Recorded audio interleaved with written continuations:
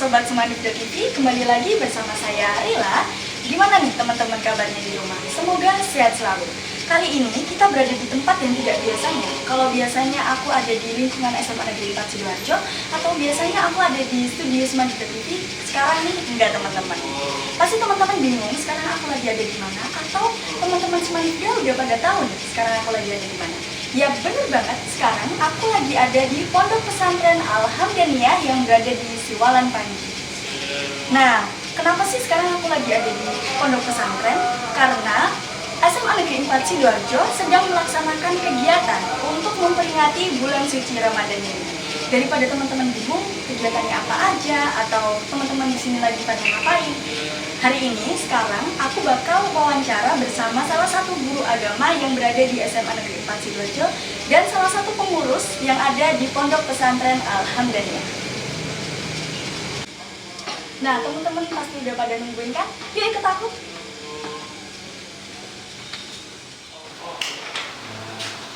Assalamualaikum Bu Alfi. Bu Alfi gimana kabarnya? Alhamdulillah. Alhamdulillah. Karena Pondok Ramadan tahun ini tidak dilaksanakan di sekolah, jadi kami semua mungkin teman-teman Sobat TV yang di rumah juga pengen tahu kenapa sih alasannya Pondok Ramadan tahun ini tidak dilaksanakan di SMA Negeri 4 Sidoarjo. Tidak di sekolah. Ya, tidak di sekolah. Jadi gini, sebelumnya teman-teman sudah kenal Bu Alfi barangkali? Mungkin Ibu bisa mengenalkan. Bu Alfi ini mengajar di kelas 11. Jadi Bu Alfi mengajar PAI-nya di kelas 11. Kebetulan juga baru tahun ini. Jadi kenapa untuk Pondok Ramadan tahun ini Bu Alfi beserta Bapak Ibu semua sepakat untuk mengadakan Pondok Ramadan ini di Pondok Pesantren. Karena apa? Yang nomor satu, kalau kita sudah hidup di pesantren, maka kita akan dikenalkan dengan yang namanya kesederhanaan, tentang bagaimana fasilitas yang serba terbatas. Jadi seperti yang didawuhkan oleh kiai-kiai asatidz bahwasanya orang yang sukses itu tidak harus dengan fasilitas yang di samping itu, selain itu juga di pondok pesantren juga mengajarkan kemandirian, belajar mandiri, berbeda dengan di rumah yang biasanya dilayani sama bundanya, kemudian oleh pelayannya, pembantunya. Kalau di pondok pesantren belajar sendiri, mulai dari mandi sendiri ya, pasti ya, kemudian tanggung jawabnya sendiri, makan sendiri dan lain sebagainya. Jadi semua dilakukan secara mandiri ya Bu, Ya, tidak ada bantuan siapapun. Terus lagi yang paling penting, kenapa di pondok pesantren? Karena tentu yang namanya pondok pesantren lebih mendalami lagi yang namanya ilmu agama Islam, terutama di akhlak, sesuai dengan tema kita di Pondok Ramadan tahun ini, membentuk pribadi yang cinta Al-Quran dan yang berakhlak. Semoga teman-teman di sini juga bahagia ya Bu ya, bisa melaksanakan Pondok Ramadan ini. Lalu pertanyaan selanjutnya adalah kenapa memilih pesantren Alhamdulillah bukan yang lainnya? Oke, jadi kenapa dari pihak sekolah memilih di Pondok Pesantren Alhamdulillah? Seperti yang sudah kita ketahui bahwa Pondok Pesantren Alhamdulillah ini termasuk salah satu pondok pesantren tertua se-Indonesia. Tentunya juga banyak penjelasan kemarin dari pihak pengasuh bahwasanya pondok pesantren ini banyak mencetak ulama-ulama, banyak mencetak para wali-wali Allah. Dengan harapan kita mencari ilmu di sini bukan hanya niat mencari ilmu, niat mencari pengalaman, tentunya semoga mendapatkan barokah. Apa sih barokah itu?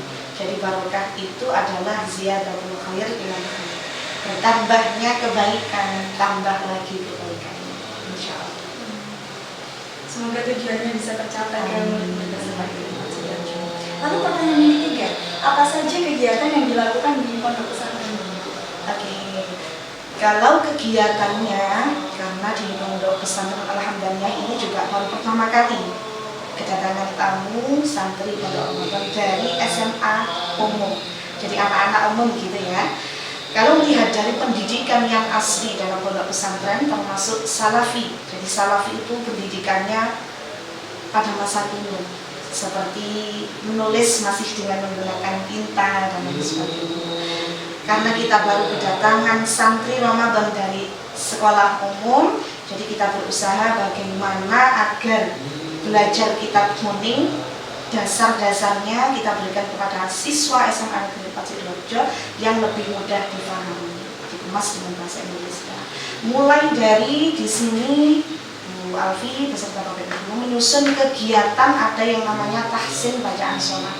Jadi memperbaiki bacaan sholat kita sehari-hari. Kemudian ada yang namanya praktek ubudiyah.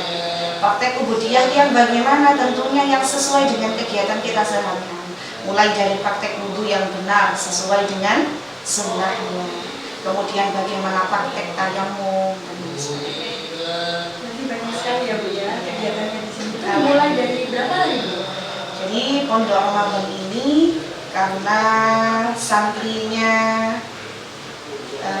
biasanya hanya 150, kedatangan tamu yang banyak gitu nih.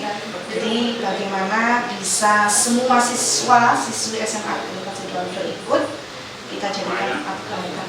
Jadi setiap kloternya dapat jatah 2 malam, 3 hari 2 malam. Jadi untuk paginya, untuk hari pertama ini mereka berangkat mulai pukul berapa Bu? Jadi untuk hari pertama mereka persiapan tiba di pesantren pukul 9 pagi. Lalu untuk pulangnya di hari ketiga ya Bu? Ini Di pulangnya hari ketiga pukul 6 pagi. Jadi setelah sholat jamaah subuh, baca surah Yasin bersama-sama, kita bersama-sama pergi ke Makbaroh, pendiri Pondok Pesantren Alhamdulillah, kita berdoa. Kemudian setelah itu bisa pulang. Dan perjalanannya anak-anak sini ini diantarkan oleh murid atau dari sekolah bersama-sama naik bus atau bagaimana?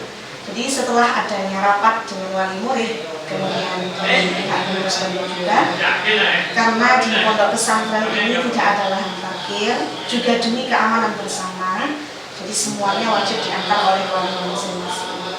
Diantar semuanya. Lalu apa harapan dari Ibu Alfi terkait kegiatan ini? Masya Allah, kalau berbicara soal harapan, tentu harapannya besar sekali nih, harapannya banyak sekali, karena momen yang seperti ini juga jarang-jarang gitu ya.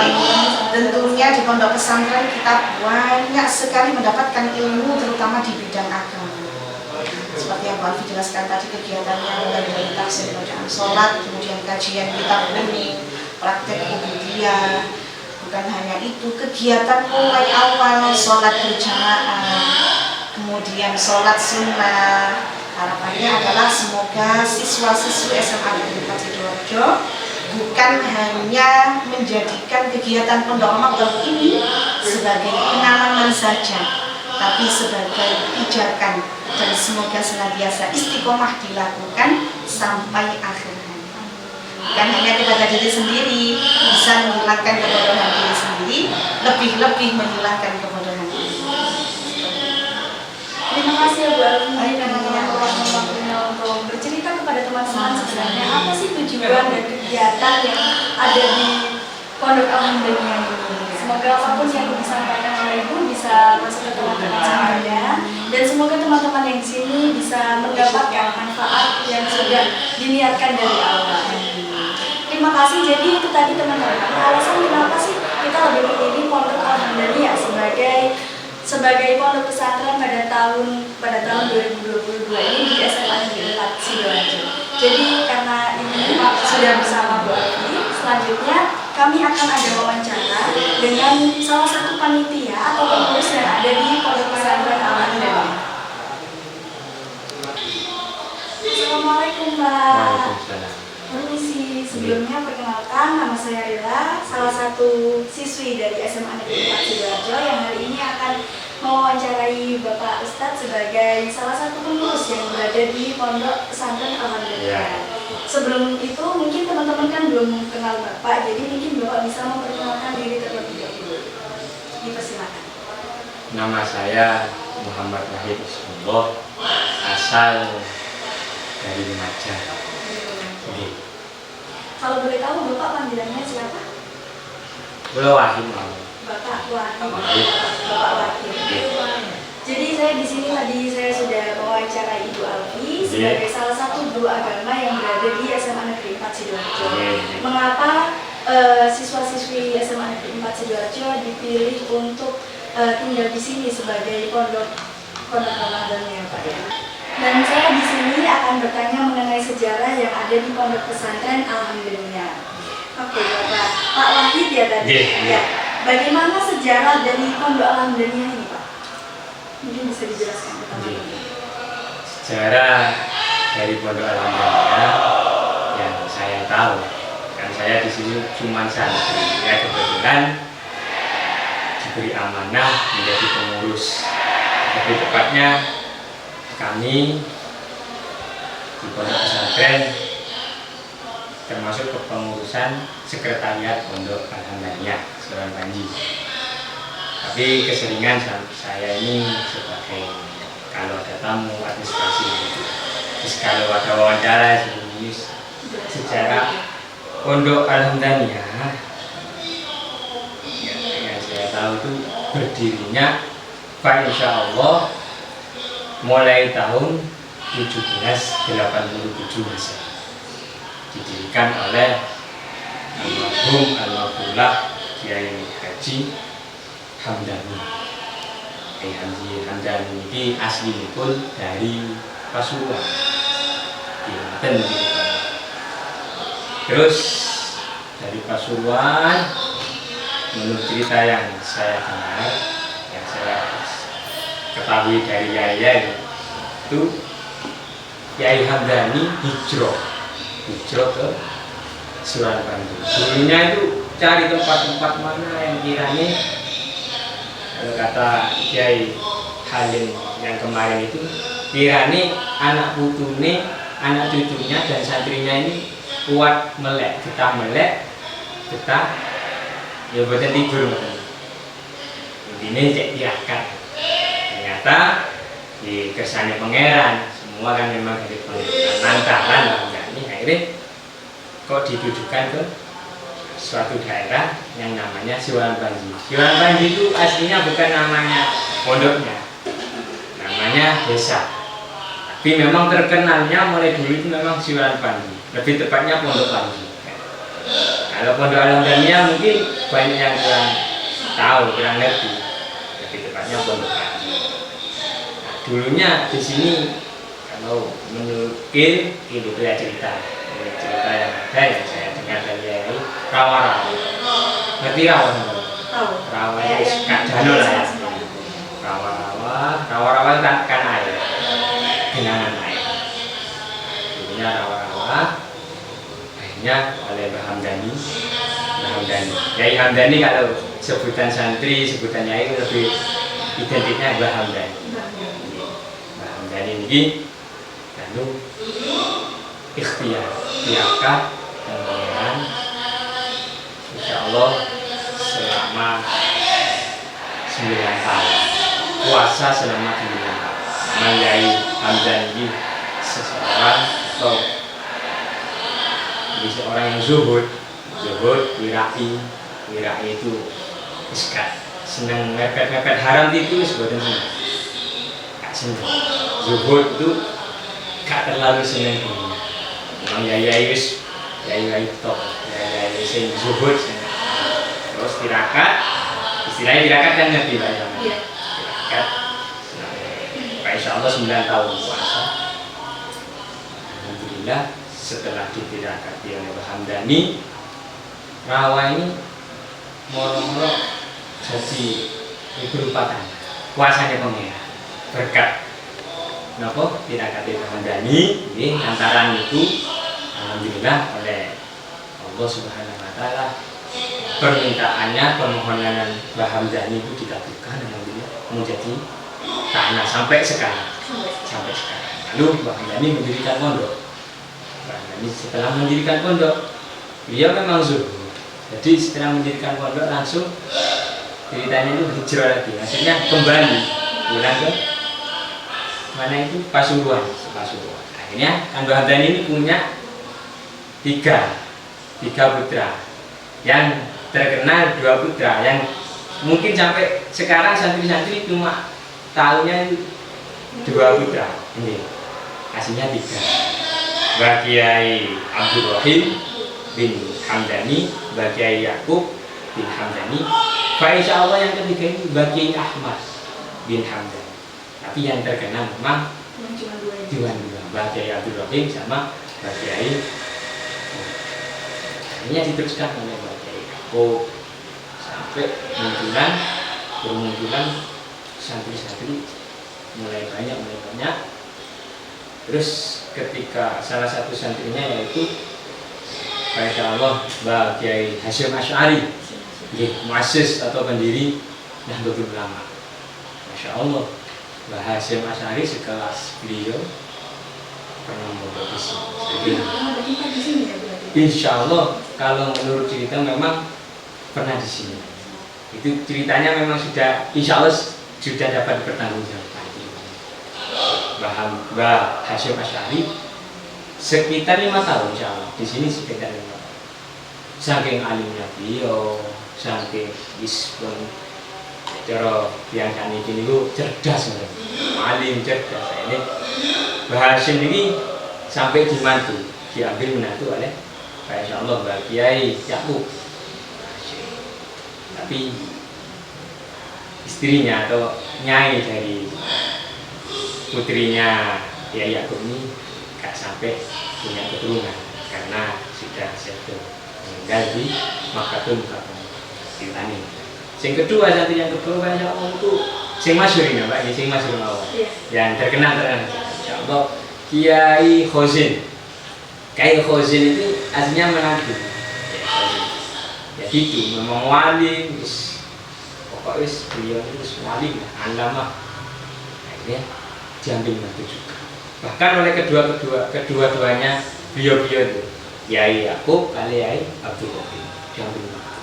Ya sampai sekarang keturunan-keturunannya, Insya Allah, Kiai Sinten Abdul Halim ini termasuk juga keturunan dari beliau. Jadi cerita tentang santri-santrinya. Mungkin itu saja yang saya tahu. Mungkin ada yang ditanyakan. Jadi pondok pesantren Alhamdulillah yang tadi didirikan mulai tahun 1900. 1787. Itu saja masih perkiraan gitu. Insya Allah masih perkiraan. Soalnya gitu mau ceritanya sedikit. Ini cerita agak seru ya. Cerita ini mungkin sedikit yang tahu. Itu kan mau kalau sekarang itu terawang, berdirinya kapan? Tidak sampai selesai. Kan mau dibukukan sejarah tidak sampai Ada yang bilang setelah mau dibukukan, ada yang bilang kokoh. Ada yang bilang nggak bisa. Memang mungkin doanya ya dulu ikhlas lillahi ta'ala. Zuhur itu tak senang dulu. Nggak mau dipublikasikan ada sekarang. Oke, terima kasih ya Pak. Selanjutnya untuk pertanyaan selanjutnya itu apa yang membuat pondok pesantren ini berbeda dari pondok pesantren yang lain? Pastinya yang tampak ketika sampai datang di sini pastinya bangunan. Pastinya bangunan yang sangat beda. Saya sendiri juga salut dan juga bangga. Muka-muka yang saya barokah ini. Pastinya yang beda, maksudnya beda dari pondok yang lain. Pertama dari segi bangunan, yang kedua itu kalau menurut saya nilai plusnya di sini itu kiainya itu langsung menyalurkan ilmunya ke santrinya tanpa melalui perantara ustaz. Jadi ustaz mungkin untuk yang kecil-kecil, kalau yang besar langsung ke kiai.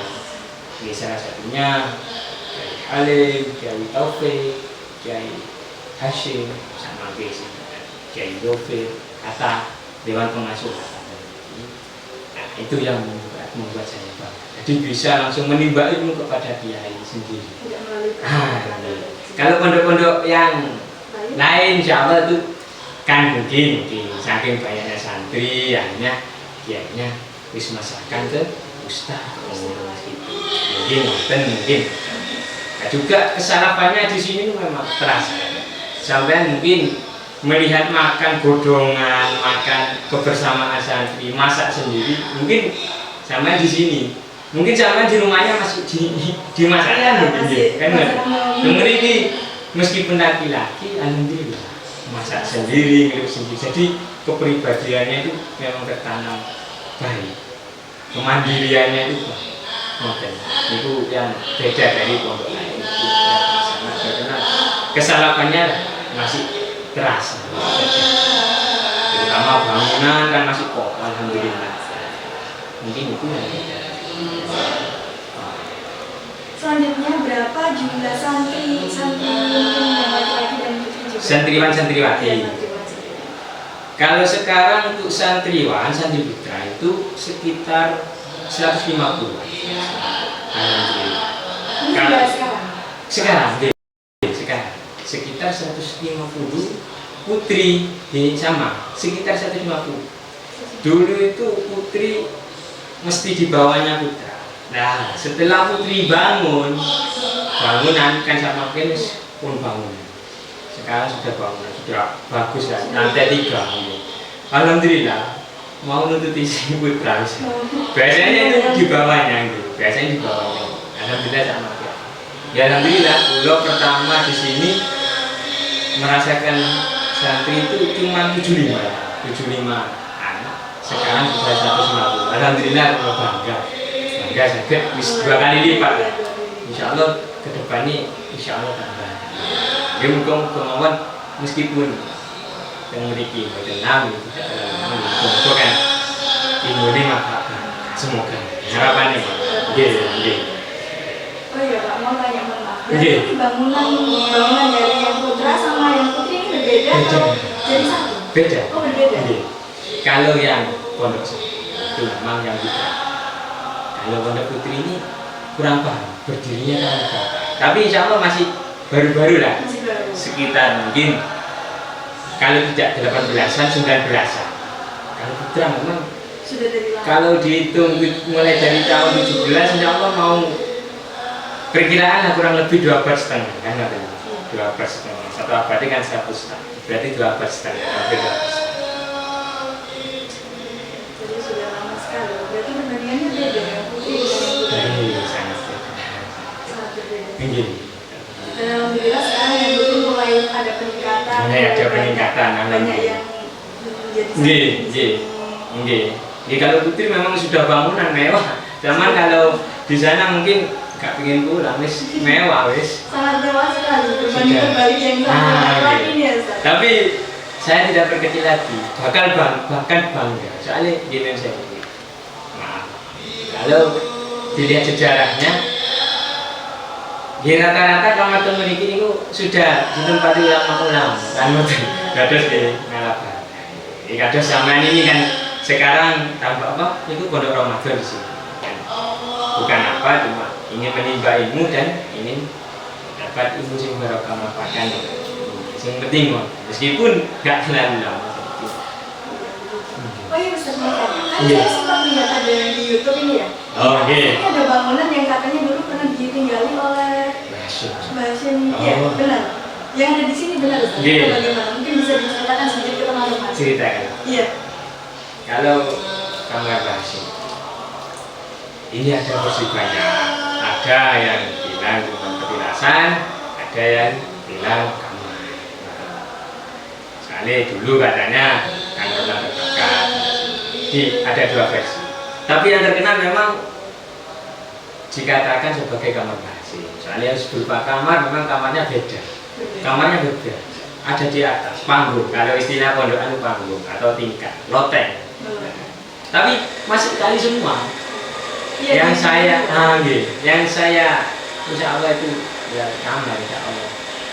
Maksudnya memang pernah ditempati lah gitu aja. Memang pernah ditempati oleh Hashim Asy'ari gitu aja. Nah, jadi salah paham. Ada 2 versi lah.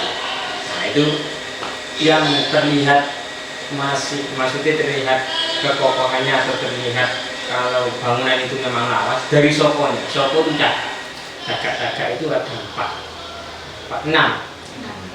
Kalau ditambah 6 itu masih masih asik. Jadi cagaknya beda. Kalau cagak-cagak sekarang itu sama mungkin nanti kalau cagak dulu tuh cagak masih ada ukirannya. Nah, saking anu nih orang dulu, saking teliti nih, apa kalau sekarang itu sing gambar itu enggak bisa, sing gaya bangunan itu loh. Iya.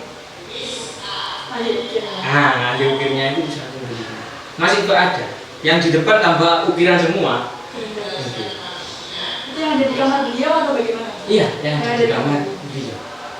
Sekarang kan sudah diperbaiki, sudah direnovasi, maksudnya diperbaiki, dicek, tambah bagus. Sekarang tidak ditempati, dulu ditempati. Iya. Dulu sempat ditempati oleh santri, karena sekarang sudah direnovasi, sudah baik. Itu, biasanya buat rapat pengurus, rapat guru, atau ada tamu, ada bos yang ingin bersinggah di sana. Dan ada alumni. Tetap masih. Cuma tidak sembarangan. Cuman agar terjaga. Sudah mungkin cukup sekian ya Ustaz. Nggih. Pertanyaan-pertanyaan dari saya. Nggih. Terima kasih. Nggih. Itu mungkin perwakilan juga pertanyaan dari teman-teman. Teman-teman juga mungkin penasaran Nggih. kenapa sih di Pondok Alhamdulillah ini, dan alhamdulillah ya sama Ustaz tadi udah dijawab sedikit cuplikan cerita-cerita mengenai Pondok Alhamdulillah ini. Mungkin ada sedikit salah kata, kalau ada kesalahan maafkan. Soalnya ini yang saya tahu, yang saya dengar ya seperti itu. Insya Allah itu kalau ada salah maafkan. Mohon maaf. Saya juga terima kasih banyak ya Ustaz, mohon maaf mengganggu waktunya. Jadi itu tadi teman-teman cerita singkat dari Bapak Ustadz Wahid di Pondok Pesantren Alhamdulillah ini. Mungkin ada salah kata dari kami, mohon maaf. Wassalamualaikum warahmatullahi wabarakatuh.